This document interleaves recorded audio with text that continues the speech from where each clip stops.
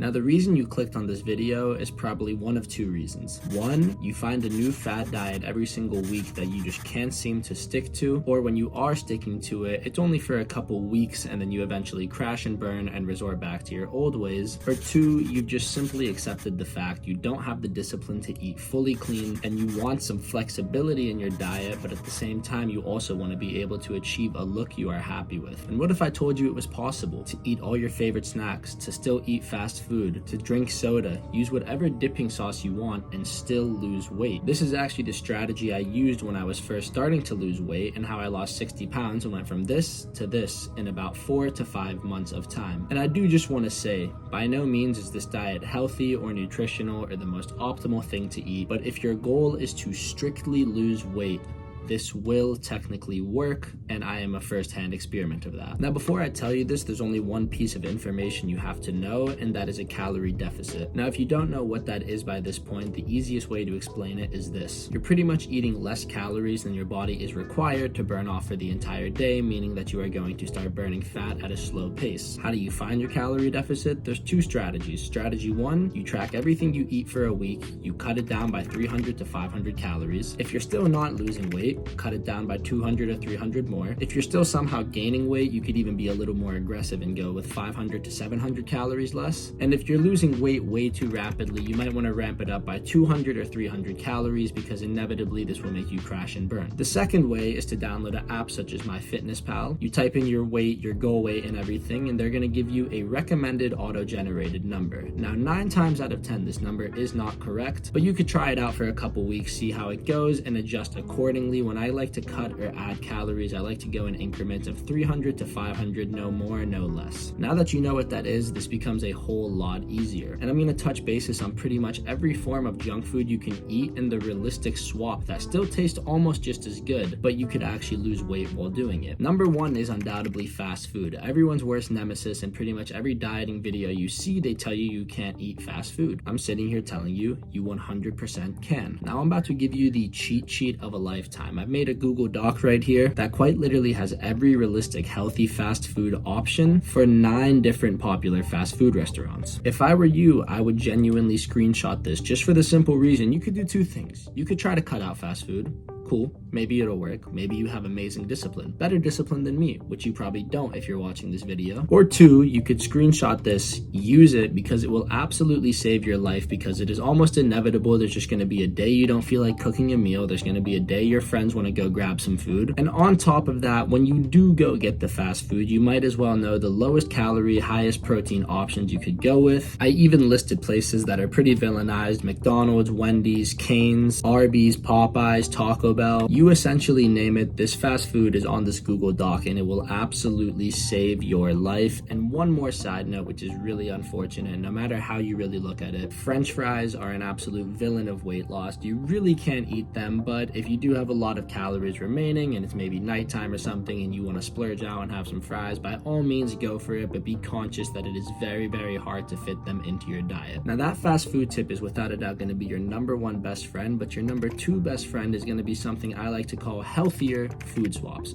Is this actually healthier for you? Not even a little bit, but you get to lose weight. And the way I look at it is this: both foods are absolutely dog shit for you. You might as well pick the one that's going to keep you at a healthier weight. So what do I mean by healthy food swaps? You're essentially taking all of your favorite snacks, your favorite junk foods, and finding the lower calorie alternative for it. A good example of this is one of my favorite snacks to eat is Cheez-Its. Now, for one of those mini little bags you can buy of Cheez-Its, it's about 210 calories per pouch. But on the other hand, the Cheez-It Snapped, which is the same exact size and still tastes really good, in my opinion not quite as good, but definitely good enough to curb the craving, it's only 100 calories per pouch. So not only is it half the calories, I can eat 2 of those bags as opposed to only 1 of the other one. And you could pretty much find this with any food. With every chip, there's always going to be a popcorn version of it, which is much better option. With any chip, there's also going to be a baked version. With any cookie you like to eat, there's always going to be a thin version where it's going to be a little bit less. So pretty much with every food that you're eating, there's always going to be at least a lower calorie version, not particularly healthier, but it's at least going to be lower calories so you could eat more of them and satisfy your need for whatever junk food your stomach desires. Now for sodas and juice, and if you're the type of person who says, but Danny, juice is healthy for me, I'm here to tell you, no, it is not. Other than in a very situational scenario where it's a fresh squeezed juice and you're using it before a workout, juice is not healthy for you. But with sodas and juice, the ideal strategy you want to do, and this is pretty predictable what I'm about to say, is switch to the zero sugar juice, switch to the diet version of the soda. Some people will say, but Danny, it doesn't taste the same. Okay, it doesn't, but it still tastes good enough to satisfy your sweet tooth. And the only question I have to ask you is this: would you rather have the temporary flavor of the normal sugar soda in your mouth, or would you rather settle for the Diet Coke but look the way you want to look? That should be pretty easy to answer. And also, you could spice it up. It doesn't have to be a Diet Coke every time. There's Diet Dr. Peppers, there's Diet Cherry Dr. Pepper, Diet Cream Sodas, there's diet and zero sugar version of pretty much every drink you are consuming, so use them because it's a cheat code. This next tip kind of goes hand in hand with what I just said, but find the fat-free and the sugar-free version of everything. And when I say everything, I mean everything. Fat-free yogurt, fat-free cheese, fat-free milk, fat-free ranch, fat-free mayo. For zero sugar, buy the zero sugar barbecue sauce, the zero sugar ketchup, zero sugar jello, zero sugar pudding. There is a fat-free and sugar-free version of quite literally everything you can imagine, so why wouldn't you buy it? And some people like to say, oh, but the aspartame in it.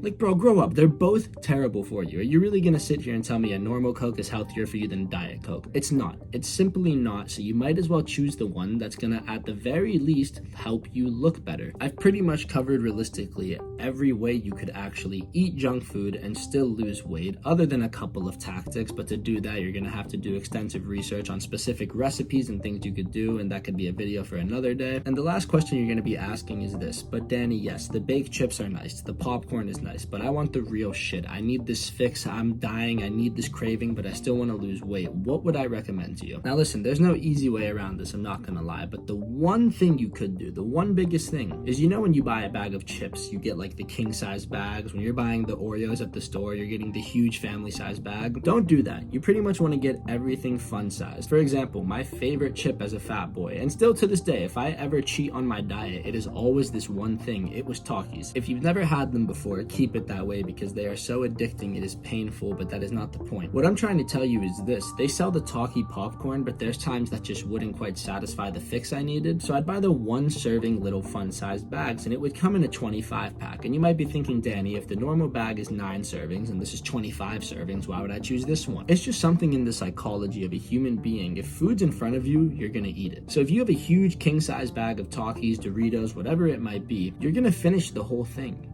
Why wouldn't you? The whole thing's in front of you. It's almost like a stupid challenge you put in your head of, oh, I'm gonna finish this. If you buy the fun-sized bags and you say, okay, I'm only gonna grab one at a time, one packet of Oreos, one bag of Takis, one little bag of Doritos, it is way less likely that you are gonna grab it, finish it, and then do that 10 more times, which would be the equivalent serving of that actual big bag of Doritos, than if it were just little fun-sized bags. And of course, it could happen. You could still end up eating all 25 bags and be like, well, Danny, your dieting tips sucked. But this is what worked for me. It worked for a lot of other people as well. And this is what I would recommend. And also, one last thing I could really give you as a bonus tip is whenever you eat the junk food, don't sit in your kitchen where you could just endlessly grab more. Like, literally grab 2 or 3 bags, whatever you're about to do. Go to your room, go to your basement, go to your car, go sit outside, go anywhere but where the food is. So at the very least, you have to make the conscious decision of, you know what, I'm gonna go all the way back upstairs, throw away these empty bags, and then grab more of them, which I know it's only like a 3-minute walk, but you know, for some people that might be enough to be like, hey, it's not even worth going back up there. If this video helped you, comment, like, and subscribe for more tips. And also just remember, if you think nobody believes in you, I promise you I am always watching, and I do.